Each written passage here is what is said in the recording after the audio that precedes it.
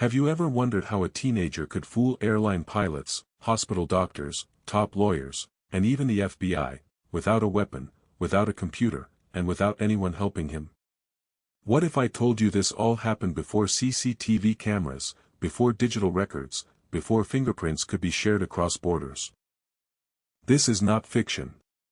This is the real story of Frank Abagnale, a boy who learned one dangerous truth very early in life: most people don't check facts, they trust confidence. In the 1960s, the world ran on paper, handshakes, and appearances. Authority was rarely questioned. If someone looked important and spoke calmly, doors opened. Frank understood this before he was even old enough to vote. By the age of 21, he had traveled the world for free, cashed fake checks worth millions, and lived multiple lives under different names. Governments chased him across continents and failed every time. And here's the twist that makes this story unforgettable: the same people who hunted him would later ask for his help. This story is not just about crime.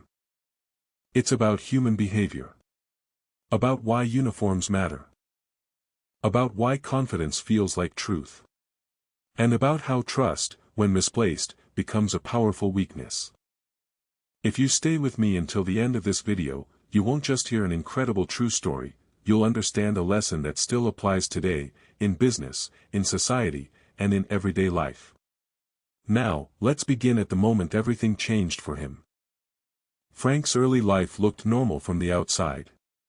He was smart. He was observant. Teachers saw potential in him. His father ran a small business, and for a while, life felt stable. There was nothing in his childhood that suggested he would one day deceive banks and governments. No history of crime. No signs of rebellion. Just a sharp mind growing up in an ordinary home. Then everything collapsed when he was 16. His parents divorced, and overnight, the foundation of his life cracked. He was forced into a choice no teenager is ready to make: choose between his mother and his father. That pressure broke something inside him. Instead of choosing, he ran. Not out of anger. Not out of greed. But out of confusion and emotional pain. Suddenly, Frank Abagnale was alone. No home. No income. No diploma. No adult protection. The world did not slow down for him. It didn't offer sympathy. It demanded survival. Every day became a test. Pay for food or go hungry. Find shelter or sleep outside. Make money or disappear. Most teenagers would panic in that situation. Frank didn't. He watched. He listened. He studied adults the way other kids studied books. And that's when he noticed something most people never do. Adults rarely challenge someone who looks calm. Someone who sounds sure. Someone who appears like they belong. This realization didn't turn him into a criminal overnight. At 16, he wasn't chasing luxury or power. He was chasing safety. Stability. A way to exist in a world that had suddenly stopped caring. And that single insight, that confidence can replace credentials, became the seed of everything that followed. Frank began to test his idea in small ways. He noticed that when he stood tall, spoke clearly, and avoided hesitation, people treated him differently.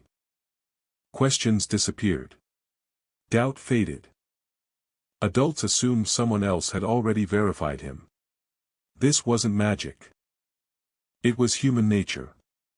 People expect authority to look a certain way, and once that image is satisfied, they stop asking questions. For Frank, this realization was powerful. He understood that the world was built on trust shortcuts. Uniforms, titles, confident voices. These symbols saved people time and mental effort. Instead of verifying everything, they relied on appearance. Frank didn't see this as manipulation at first. He saw it as a survival tool. He learned another rule just as important. Speak less. Observe more. Never volunteer information. Let others fill in the gaps themselves. When people assume something, they rarely want to be proven wrong. Frank simply allowed their assumptions to work in his favor. This mindset changed how he moved through the world. He stopped looking like a runaway teenager and started acting like someone who belonged anywhere. He wasn't pretending to be special. He was pretending to be normal in places where normal came with authority. And then, near an airport, he saw something that would give his idea a uniform. Airline pilots were treated with instant respect. They walked freely. They were trusted without explanation. Doors opened for them without hesitation.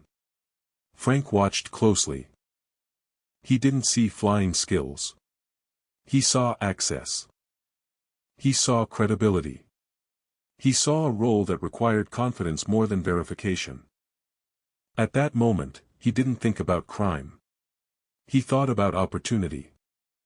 If people trusted the uniform more than the person inside it, then the uniform itself was power. Frank did not steal a pilot's uniform. That would have drawn attention. Instead, he made a simple phone call. He contacted the airline and calmly explained that his uniform had been damaged. At the time, identity checks were basic. No databases. No instant verification. The request went through. Soon, he had a real airline uniform in his hands. The effect was immediate. The uniform changed how people saw him. Airport staff nodded instead of questioning. Hotel clerks offered rooms without hesitation. Other pilots treated him as one of their own. He learned a system called deadheading, which allowed airline staff to travel by sitting in jump seats. He never flew a plane. He never touched the controls. He listened. He observed. He memorized the language pilots used and spoke only when necessary. Whenever conversation drifted toward technical details, he found a way out. He asked questions instead of answering them. He excused himself politely. He avoided situations where real skill would be tested. And because he looked right and acted calm, nobody pushed harder. What mattered was not what he could do, but how he appeared. The uniform carried authority. The confidence made it believable. And the silence avoided mistakes. He crossed cities. Then countries. Then continents. All without paying for a single flight. This phase taught him something critical. Credentials are often assumed, not checked. People trust systems because they believe someone else already did the work.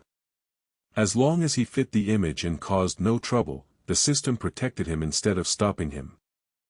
But eventually, he realized something else. Staying in one role too long increased risk. Familiarity invites questions. So before anyone could look closer, he walked away from the cockpit look entirely. And this time, he chose a role that demanded even more trust.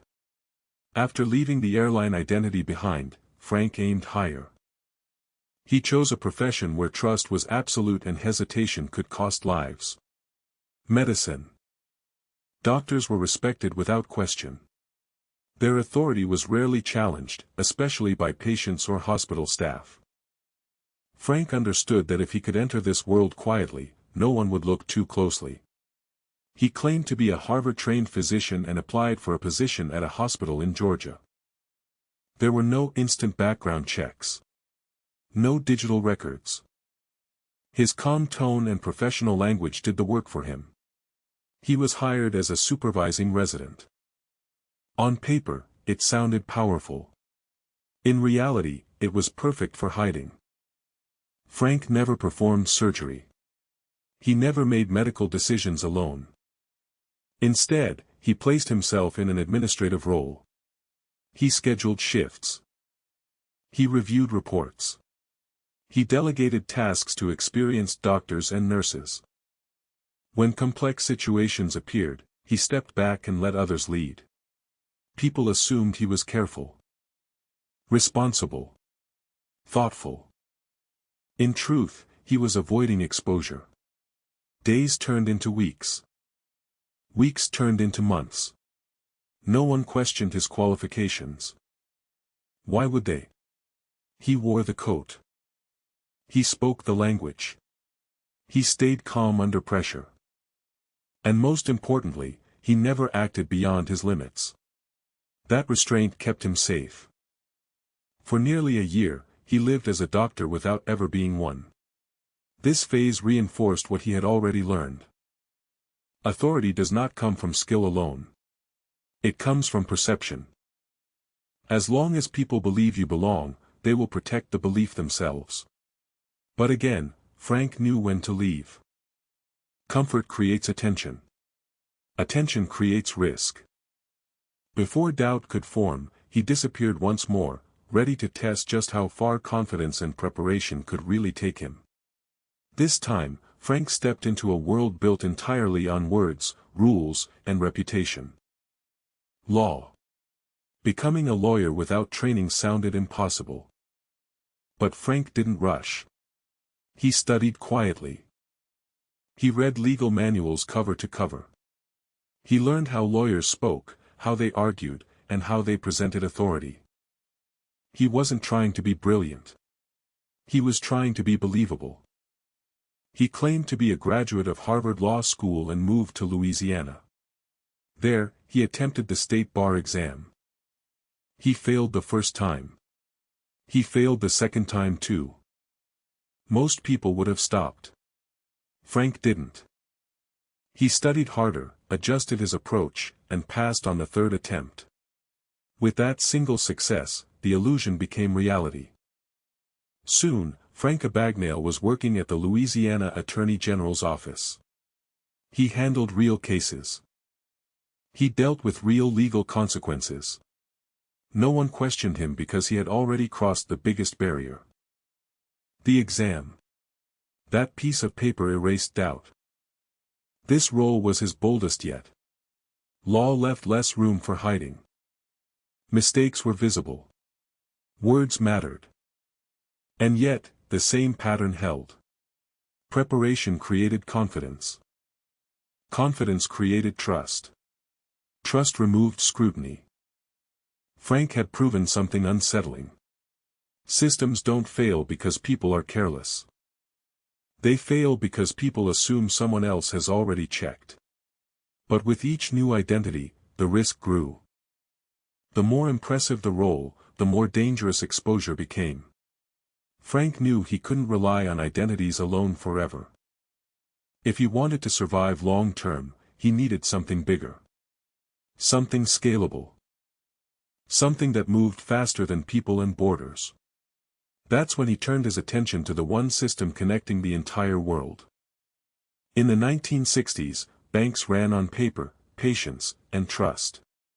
Checks were everything. Salaries. Travel. Business. Yet the system moved slowly.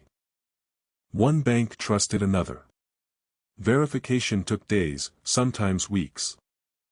There were no instant alerts. No shared databases. No real-time tracking. Most people never noticed these gaps. Frank did. He didn't start forging checks blindly. He studied first. He watched how deposits were handled. He learned how long it took for checks to clear. He understood where responsibility ended and where assumptions began. Banks trusted familiar behavior more than perfect paperwork.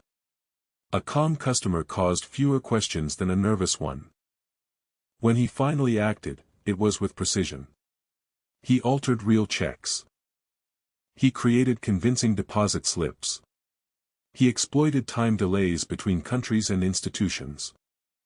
By the time a problem surfaced, he was already gone. Not because the checks were flawless, but because the system moved slower than he did. What made this work wasn't just technique. It was behavior. Bank employees trusted people who looked relaxed. People who didn't rush. People who spoke like they belonged. Frank never caused scenes. He never argued. He let trust do the work for him. Country by country, the pattern repeated. Money passed through hands. Paper moved across borders. Losses appeared later, when it was too late. Over time, the scale grew. What began as survival turned into millions spread across dozens of countries. And that's when the pattern finally became impossible to ignore. Frank never stayed long enough to become familiar. Familiarity creates memory. Memory creates questions. So he kept moving. One country blurred into the next. Different names. Different accents. Different roles. By the time a bank noticed something was wrong, the trail was already cold. He passed forged checks in more than 26 countries. Not through force. Not through threats. Through calm conversations and normal behavior. Employees saw a confident customer, not a criminal. The documents only needed to look good for a moment. Trust did the rest. What made this operation so effective was timing. Banks trusted other banks. Each institution assumed verification had already happened somewhere else. That delay was his shield. The money moved faster than the warnings. And Frank moved faster than the paperwork. He lived carefully. No luxury that drew attention. No close friendships. No fixed address. He avoided patterns. He avoided emotion. Every decision was calculated around one goal: stay invisible. Even when millions were involved, his lifestyle stayed quiet. That silence kept him free. But silence doesn't last forever. As losses grew, so did concern. Governments noticed patterns even without computers. The same behavior. The same confidence. Different names, but the same mind behind them. Eventually, the case crossed a line. It reached the attention of the United States government. And for the first time, someone was assigned to chase the man behind the paper trail. The FBI assigned the case to a young agent who had never dealt with anything like this before. There was no fixed suspect. No single name. No home address. Every lead pointed to a different person in a different country. By the time information arrived, it was already outdated. This was the 1960s. There were no shared international databases. No instant fingerprint matches. No real-time communication between countries. Everything moved on paper, through mail, across borders. And Frank understood that weakness better than anyone chasing him. He stayed one step ahead on purpose. When authorities searched for a pilot, he became a doctor. When they circulated details of a doctor, he moved again. He changed appearances. He changed accents. He changed habits. He didn't outrun systems. He outran people. The agent often arrived just days too late. A hotel clerk would remember a polite man in uniform. A bank teller would recall a calm customer. Nothing felt urgent at the time. Only afterward did the pattern become clear. Trust had been given too easily. Frank avoided attention at all costs. He didn't brag. He didn't form attachments. He didn't stay in one place long enough to be missed. And most importantly, he never acted nervous. Nervous behavior invites suspicion. Calm behavior disarms it. The chase stretched across years and continents. The world felt smaller. The gaps were closing. Paper trails grew thicker. Faces were remembered longer.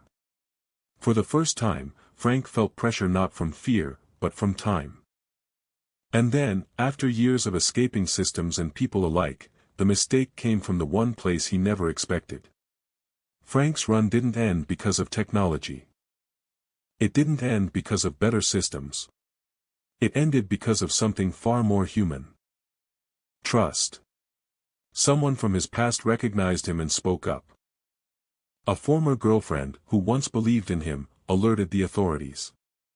The man who had escaped banks and borders could not escape memory. He was arrested in France. Not in a suit. Not in a uniform. But as himself. This time, there was no confidence strong enough to open doors. No calm explanation to walk away. He was sent to a French prison where conditions were harsh and unforgiving. The walls were cold. The food was scarce. The isolation was crushing. For the first time, charm meant nothing. From France, he was transferred to Sweden. Then finally, back to the United States. The journey felt different now. No disguises. No exits. Just consequences. In the U.S., he faced multiple charges of fraud and forgery. The sentence was heavy. 12 years in federal prison. The running was over. Prison forced something Frank had avoided his entire life. Stillness. Without movement, without roles, without lies, there was nothing left to hide behind.